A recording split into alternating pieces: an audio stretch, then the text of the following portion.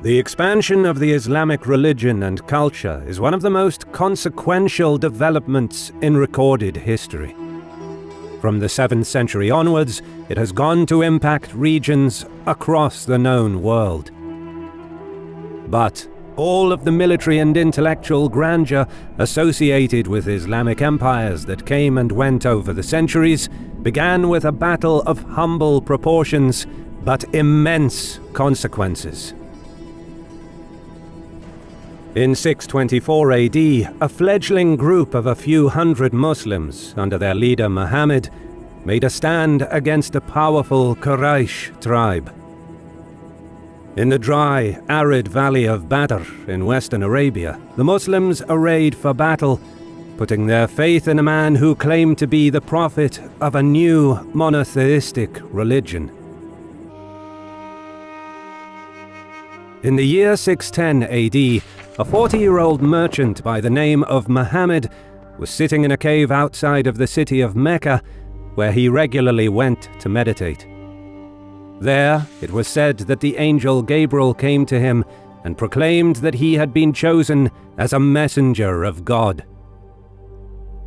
Muhammad hailed from the Banu Hashim clan and was a member of a family that had produced numerous tribal chiefs for the most powerful tribe in Mecca, the Quraysh. The tribe sourced their power from the control they had over trade on the western coast of Arabia, but the reach of their merchants extended far beyond the Arabian Peninsula into the Levant and Mesopotamia. Muhammad himself partook in the trade between the Indian Ocean and the Mediterranean and became known as the Trustworthy for his honesty and impartial resolution of disputes. Soon after receiving his revelations, Muhammad began preaching the message of Islam to the citizens of Mecca. At first, his monotheistic message was disregarded by many of the Quraysh, some of whom ignored and mocked his preaching. Nevertheless, a small number of converts joined his cause, and Muhammad focused his efforts on building a small community with strong spiritual bonds. He stressed the need for a moral responsibility of man towards his Creator. He vividly described the Day of Judgment and spoke against the idols worshipped by the pagan Meccans, claiming that their fathers died in disbelief and faced perdition. As his message drew more converts, he and his followers were perceived as a threat by the local tribal leaders and rulers of Mecca. This was when the Quraysh opposition arose against the Prophet, who profited significantly from the annual pilgrimage to the Kaaba and feared they would be overthrown by Muhammad. Trying to stop his preaching, some of the high-ranking Quraysh leaders tried bribing him by offering a higher position in the tribal structure and an advantageous marriage. But Muhammad refused. This created a permanent rift between his Islamic faction and the Quraysh tribe. Consequently, his followers faced persecution. Some were exiled, while others faced torture. Several attempts were made on Muhammad's life. At this time, however, Muhammad's uncle, Abu Talib, was the leader of the Banu Hashim clan, and he was able to offer protection to his nephew, much to the dissatisfaction of other Quraysh leaders. But despite Abu's best efforts, the nascent Muslim community faced further violence. And in 615, Muhammad arranged for some of his followers to seek shelter in the kingdom of Aksum and found a small colony from where they could conduct trade under the protection of the Christian king, Al-Nagashi. However, things worsened 4 years later in 619 when Abu Talib died, and with him went the protection he had offered to Muhammad. Now, at the whim of the Quraysh, the Prophet and his followers suffered violent prejudice and persecution. But by now, word had spread beyond Mecca of the coming of a prophet. To the north, the tribes of the city of Yathrib invited a delegation of Muslims to teach them the instructions of Islam. They then pledged their allegiance and had sworn to accept Muhammad as a prophet, bound in worship to none but one God, thereby becoming known as the Ansar, meaning the helpers. Encouraged by the spreading of his message, Muhammad told his followers to seek shelter in Yathrib. Fleeing persecution in Mecca, the Muslims suffered at the hands of the Quraysh, who seized their property. This event became known as the Hijrah, meaning the migration. Having lost all of their worldly possessions to the Meccans, tired and hungry, the Muslims reached Yathrib with nothing but the clothes on their backs. But their troubled journey gave them a sense of unity and a bond of kinship. Back in Mecca, with most of his followers now gone, Muhammad's own life was in danger. Reportedly, upon receiving divine direction, he departed for Yathrib on the very night that the Quraysh assassins were on their way to his house.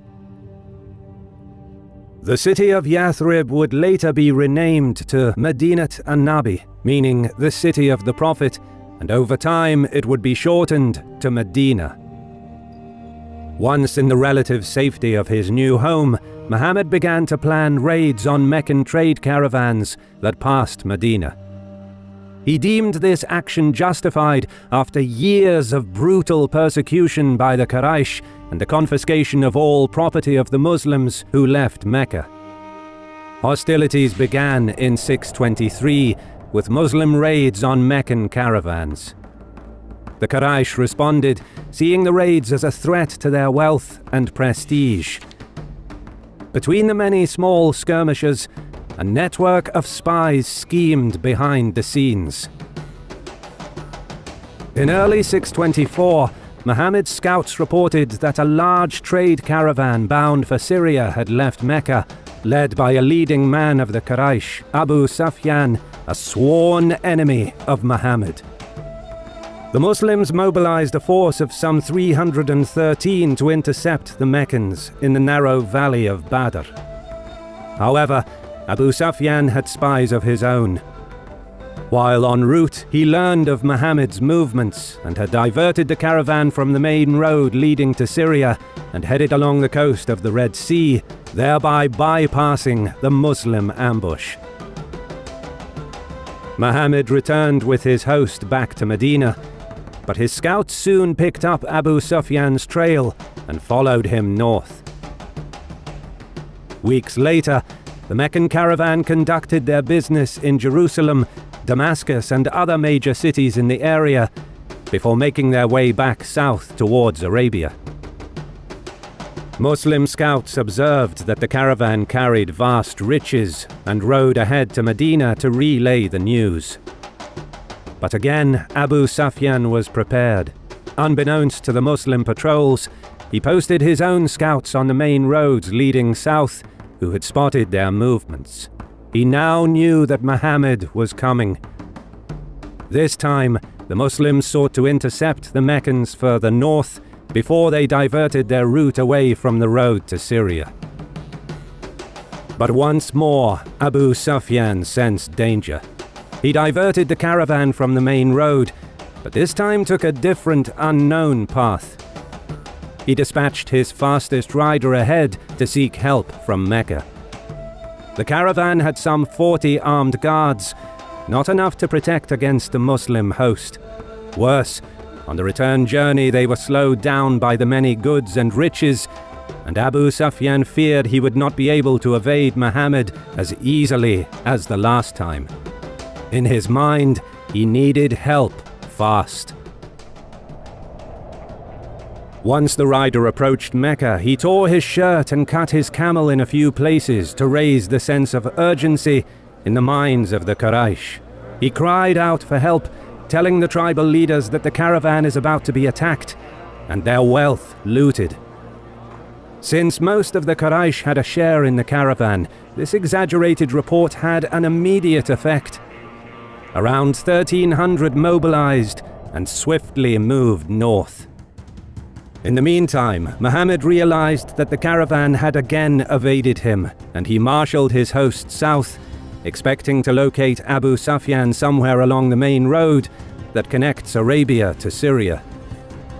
However, by this time, the caravan was beyond the reach of the Muslims. Abu Sufyan sent another messenger to report that they were safe. Upon receiving the news, the Meccan army was pleased that their wealth was secure and were eager to turn back. But Amr ibn Hisham, one of the prominent Quraysh chiefs and perhaps the main leader in opposition to Islam, refused to withdraw. In his mind, if they returned home, Meccan prestige would suffer. Furthermore, he argued that Muhammad, with his host of around 300, was expecting to fight a merchant caravan, not 1,300 warriors. Now was the time to catch him by surprise and hunt him down. Most of the clan leaders agreed, but some 300 warriors weren't persuaded and had turned back, while the remaining 1,000 Quraysh pushed on. Meanwhile, marching south along the main road, the Muslim army encamped in the valley of Badr. As the evening drew to a close, a heavy rain brought much relief to the men, exhausted by the long trek. During the night, a messenger arrived, carrying news that the Meccan army is coming. Muhammad and his companions sat around a fire, contemplating their next move.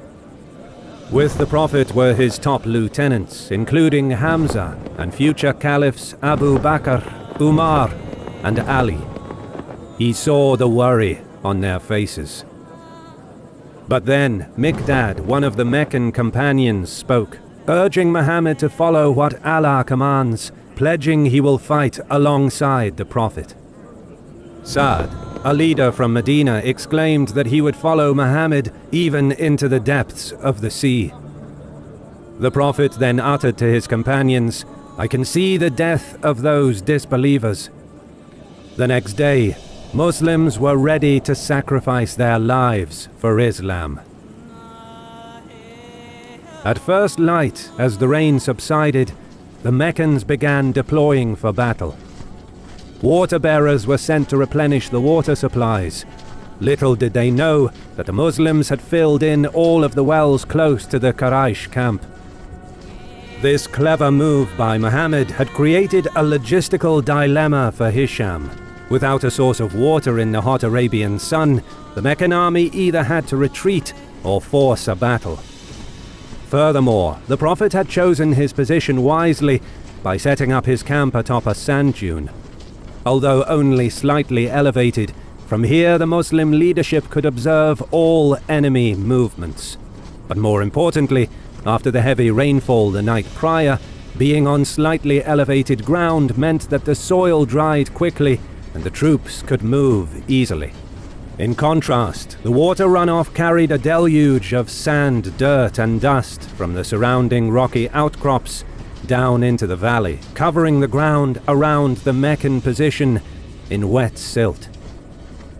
With his camp and army stuck in muddy conditions, and with no water reserves to rely upon, Hisham was outmaneuvered. Muhammad had forced him to fight on his own terms. Aware of his numerical inferiority, the Prophet had arrayed just over 300 of his warriors in 3 lines along the narrowest point in the valley. His host was mostly infantry, with only 2 horses and 70 camels. In stark contrast, Hisham commanded some 1,000 men, including 100 horses and some 170 camels. Meccan scouts soon reported on the small Muslim host, adding that there are no additional troops waiting in ambush, which meant that Muhammad and his men would fight to the last. This discouraged some of the Meccan troops, as Arab battles of that period were normally low casualty affairs. But Hisham quashed any dissent, appealing to the Quraysh sense of honor. Then, out from the Meccan ranks came a warrior, Aswad, swearing that he would drink from the well near the Muslim camp or die for it. Accepting the challenge, Hamza, one of Muhammad's uncles, stepped forward. As the two began fighting, Hamza dealt a blow to Aswad's leg, before quickly striking again to finish him off. Enraged, Three prominent Quraysh noblemen, Utbah, known for his skill and ferocity, his brother Shayba, and his son Al-Walid, came forth from the Meccan line, clad in armor and wearing shields. On the Muslim side, 3 Ansar from Medina answered the challenge. But the Quraysh refused to fight them. Their quarrel was not with them, they said, but with the Muhajirun, the first converts to Islam. They wanted to fight Muhammad's kin and his closest advisors. Muhammad's uncle Hamza stepped out once more. So did his cousins Ubaidah and Ali. With his first thrust, Ali cut down Al-Walid. Seconds later, Hamza got the best of Shayba. However, Ubaidah was mortally wounded in the duel, his leg severed at the knee. But before Utbah could deal the killing blow on the Muslim champion, Hamza charged and struck him across the neck. Ali and Hamza then dragged their kinsman back to the Muslim line, where he drew his last breath.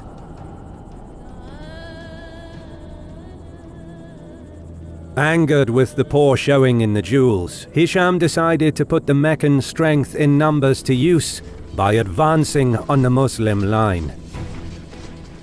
Muhammad stood in the front ranks with the men, surrounded by his closest companions. The first Muslim line lowered their spears and shields, forming a phalanx-like formation. The first Meccan wave was the fiercest. Quraysh cavalry attempted to break through the flanks, while Muhammad's outnumbered center gave ground. But they managed to absorb the shock of the Quraysh charge, and the Prophet sent reinforcements to the flanks to prevent a possible breakthrough. As the stalemate dragged on, exhaustion took hold, and a brief lull in the fighting offered respite to the two armies.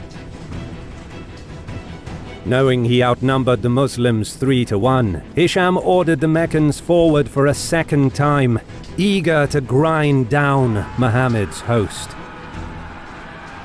Despite being aware that they cannot win a battle of attrition against an enemy 3 times their number, the Muslims closed rank and fought on with determination. In the narrow pass between the towering ridges on each side, this time Muhammad's line held firm, and yet again the momentum of the Meccan assault was exhausted. The lull in the fighting allowed the Meccans to regroup, while the fresh Muslim troops from the second and third line moved up to replace their fallen comrades in the front. Then came the third Quraysh assault. In the frantic struggle, exhausted men struggled to stay on their feet. The fighting swayed back and forth as warriors fell to swords and spears. But the Muslims held the enemy at bay. Despite possessing cavalry and a larger and better armed force, the Meccans were turned back yet again. Sensing that the enemy's will to fight was broken, Muhammad signaled to his faithful to ready their arms and charge the Meccans. Unable to break nor match the determination of the Muslims, Hisham's men routed. During the pursuit, most of the Meccans managed to flee, while some were captured.